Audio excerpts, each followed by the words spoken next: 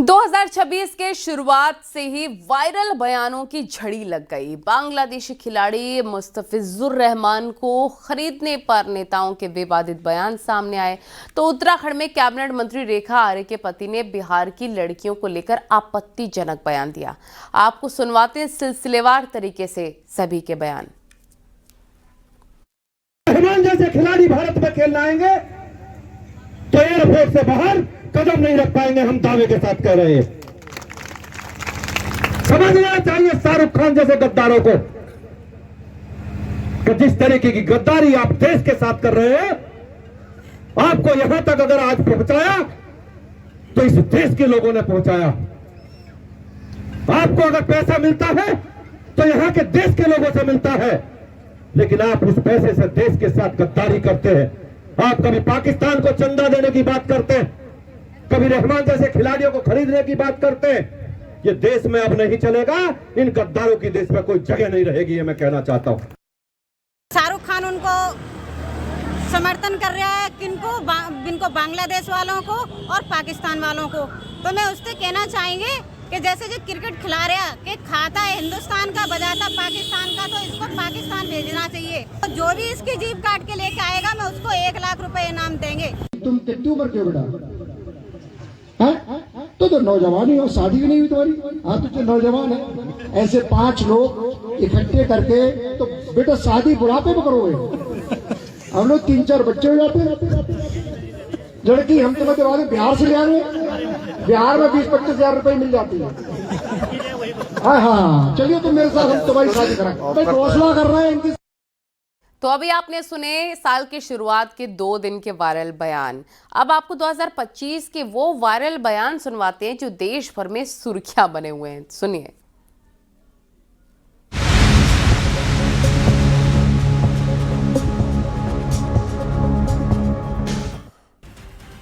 मैं तो देशवासियों को कहूंगा, देखिए ये बिहार में जमानत पर जो लोग हैं वो कैसे लोग हैं। उनका क्या गाना है?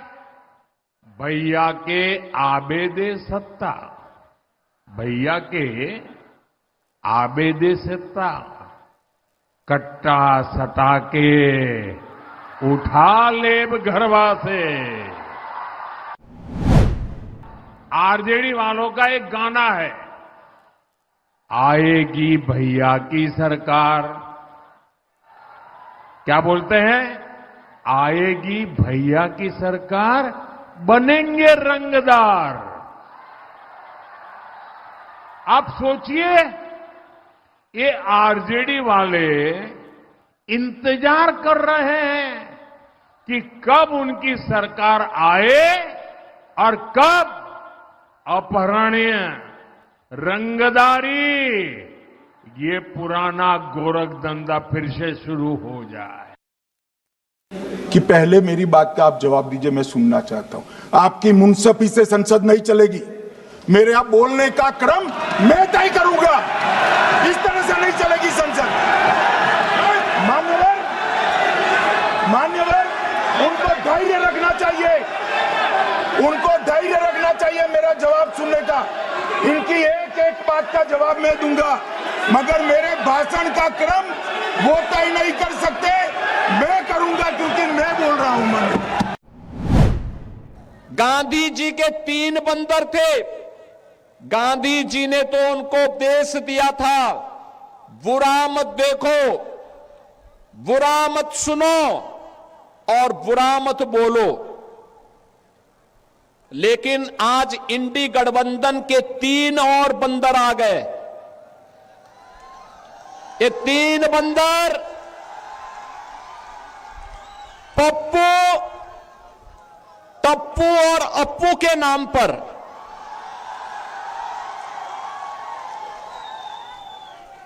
पप्पू, टप्पू और अप्पू के नाम पर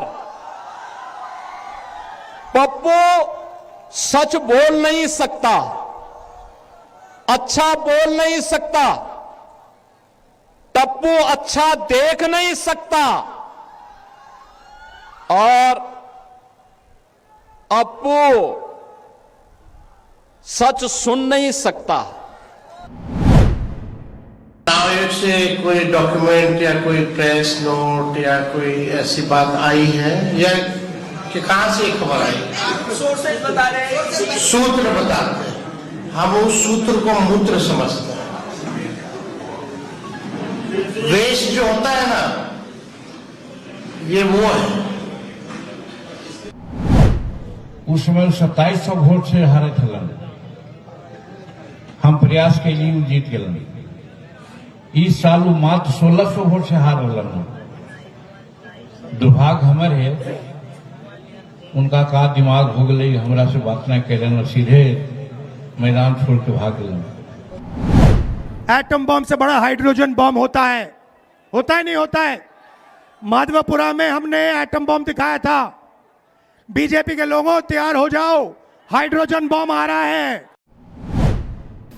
हर एमपी एमएलए कमीशन ले आएगी। हम पर साल वाला कहली कि 5 करोड़ मिला हो ना भाई, अगर 10 पैसा मिले है तो 40 पैसा ने 40 लाख हो जीतो। सब पार्टी के हम दे दिली कि ले कर में गाड़ी खरीद को खैर फलना कर, ये न करे था, तीन कर दोष है। और यहू साल अगर चाहवा तो हमारा पैसा की जरूरत नहीं है, हम वो इनो साल देवो तो 40-80 लाख हो जी। तो 80 लाख कोई पार्टी को होती तो मामूली बात है जी। तहसीला तो कम से कम तहसील बाबा न 5-10% पर जाए तो 5% पर दावा, तो 5% पर लेकर के करा। हाल ही में चुनाव था कुछ महीनों पहले, उन्होंने एक सूची निकाली थी कि विपक्षी दलों ने और विपक्ष के नेताओं ने कितने अपमान किए हैं इनके, और उसमें शायद 90-99 ऐसे उन्होंने अपमानों की सूची बनाई थी। तो मैं उनको एक छोटी सलाह देना चाहती हूँ कि नेहरू जी से जितनी भी शिकायतें हैं, जितनी भी गलतियां उन्होंने की आपके जहन में, जितनी भी गालियां देनी है, जितना भी अपमान करना है, उसकी भी एक सूची बना दीजिए। नहीं, बात खत्म नहीं है।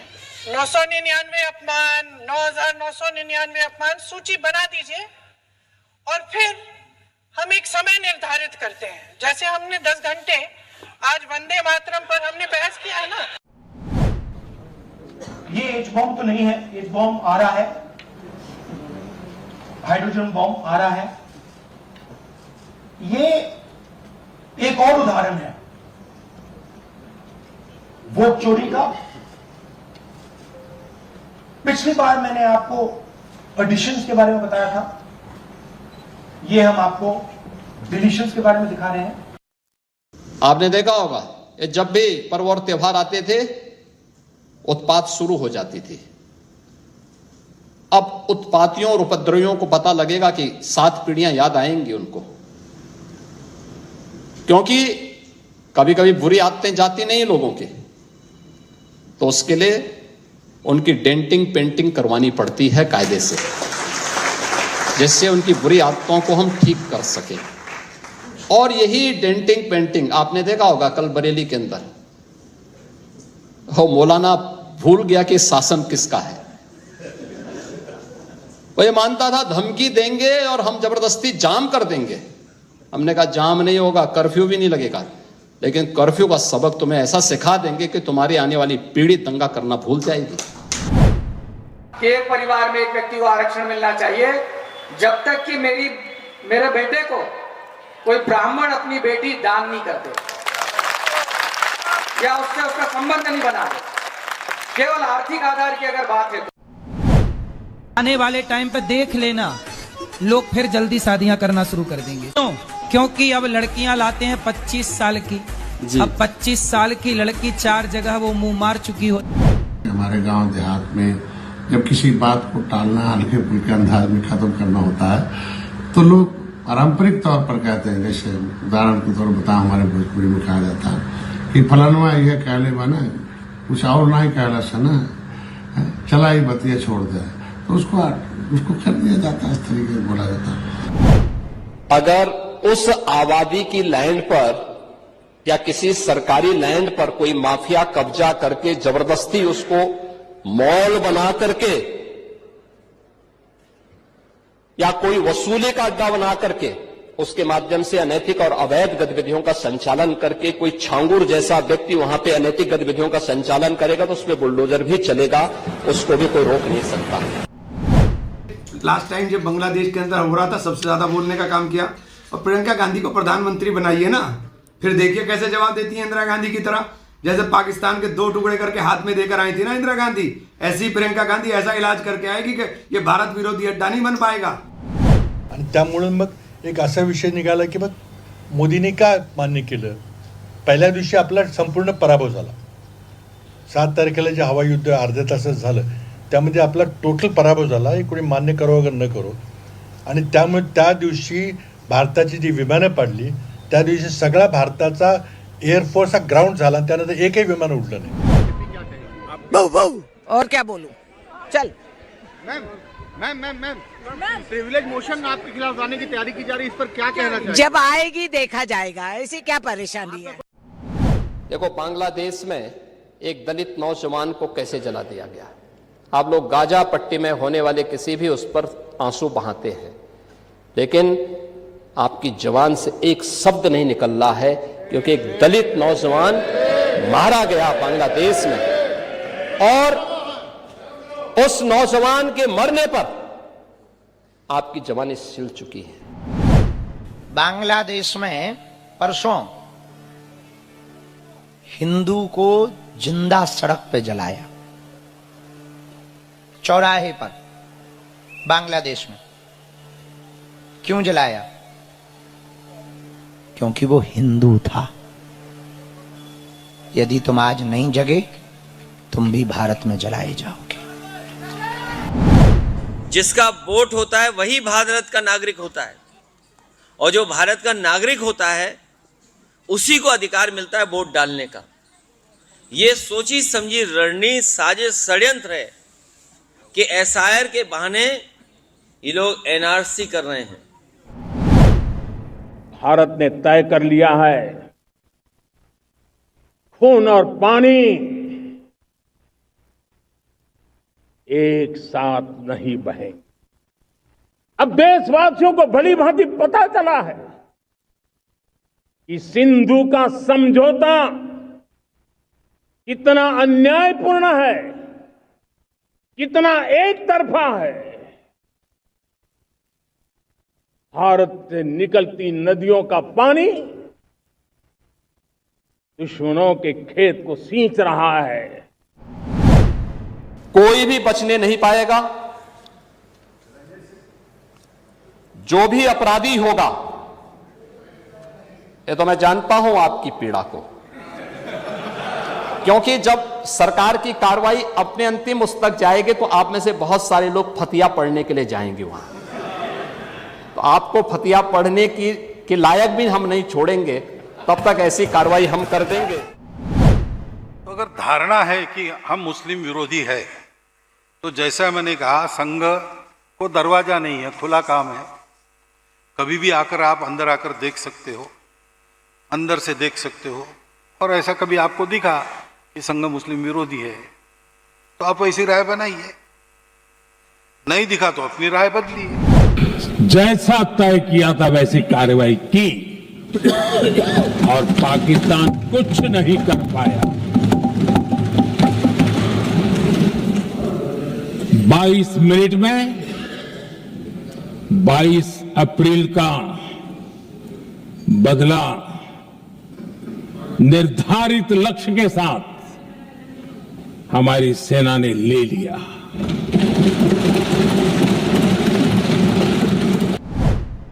जवाहरलाल नेहरू बाबरी मस्जिद के मुद्दे पर सरकारी खजाने से पैसा खर्च करने की बात जब उन्होंने छेड़ी थी, सरकारी खजाने से पैसा खर्च करके बाबरी मस्जिद बनवाई जानी चाहिए, उसका भी विरोध यदि किसी ने किया था तो गुजराती मां की कोख से पैदा हुए सरदार वल्लभ भाई पटेल ने ही किया था। मेरे कहने सारा का सारा पैसा आतंकवाद के लिए, लव जिहाद के लिए और धर्मांतरण में दुरुपयोग होता है, और इसीलिए उत्तर प्रदेश ने इसके खिलाफ बड़ी कार्रवाई प्रारंभ की है कि हलाल सर्टिफिकेशन के नाम पर भारत के उपभोक्ताओं का शोषण करने वालों के खिलाफ सख्त कार्रवाई होनी ही चाहिए। के बाद में 35-40 बच्चे नहीं कर सका, तो मैं सभी हिंदुओं को आग्रह करूंगी कि ये 19 बच्चे पैदा कर रहे हैं, तो हम किमान 3 से 4 बच्चे ये हिंदुस्तान में हम सब हिंदू भाइयों ने, बहनों ने हमने करना चाहिए। ये हिंदुस्तान को पाकिस्तान बनाने के राह पे चल रहे हैं, तो हमको हमारे हिंदुस्तान से अगर प्रेम होगा, ये 19 बच्चे कर रहे हैं, तो हमने जरूर 3 से 4 बच्चे जरूर सबने करने चाहिए। यदि सनातनी एक हो जाएंगे तो ये डराने धमकाने की मजहबी विचारधारा पर पूर्णतया ब्रेक लग जाएगा, इसमें कोई संदेह नहीं। विचार परिवर्तन ही हिंदू एकता है। आजकल बहू मिलना और या पति मिलना बड़ा मुश्किल है, बड़ा मुश्किल है। 100 में कोई 2-4 कन्याएं ऐसी होंगी जो अपना पवित्र जीवन रखकर किसी पुरुष को समर्पित होती होंगी। कैसे वो सच्ची बहू बनेगी? जब 4 पुरुष से मिलने की आदत पड़ गई है तो एक पति को स्वीकार करने की हिम्मत उसमें नहीं रह जाएगी। ऐसे ही जब 4 लड़कियों से व्यभिचार करता है तो वो अपनी पत्नी से संतुष्ट नहीं रहेगा, उसे 4 से व्यभिचार करना पड़ेगा, क्योंकि उसने आदत बना ली है। हमारी आदतें खराब हो रही, हमारे बच्चों की आदत। तो ये सब जो मोबाइल चल गया है, जो गंदी बातें चल गई हैं, अब आजकल बहू मिलना और या पति मिलना बड़ा मुश्किल है। प्योर हार्ट वाला इंसान यार। मैं यदि बोल रहा हूँ कि महादेव से बात करते, मैं बोला यदि महादेव को ये बोलने के लिए बोल रहे कि भाई तू ही विष्णु है, तो मैं झूठ थोड़ी बोल रहा हूँ। जब सब कुछ प्रूव कर दूंगा, मैं जब सारी शक्तियां ले लूंगा, तब मानोगे तुम लोग। फिर मानने का मतलब ही क्या है? फिर तो तुम सबको सुदर्शन से काट दूंगा।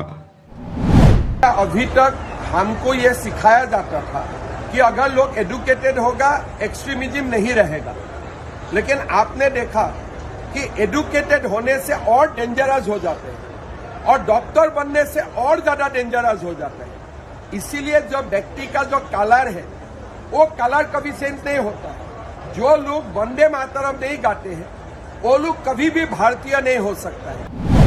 वोट चोरी is an anti-national act and those across the aisle are doing an anti-national act.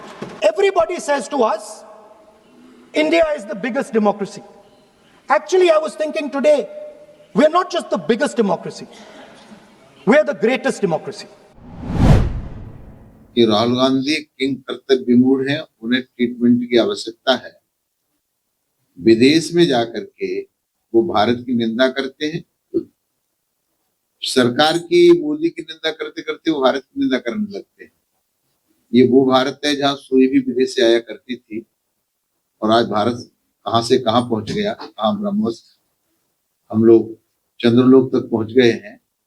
ये सब नहीं दिखाई देता राहुल को, तो स्थिति यही कि सूर्य निकले उल्लू को न दिखाई दे, तो इसका इलाज क्या? देश के अंदर 2 नमूने हैं, एक दिल्ली में और एक लखनऊ में बैठते हैं। जब देश में कोई चर्चा होती है तो तुरंत वह देश छोड़ करके भाग जाते हैं, और मुझे लगता है कि यही आपके बबुआ के साथ भी हो रहा होगा। वह भी देश से फिर जाएंगे इंग्लैंड की सैर सपाटे में, और आप लोग यहाँ चिल्लाते रहेंगे।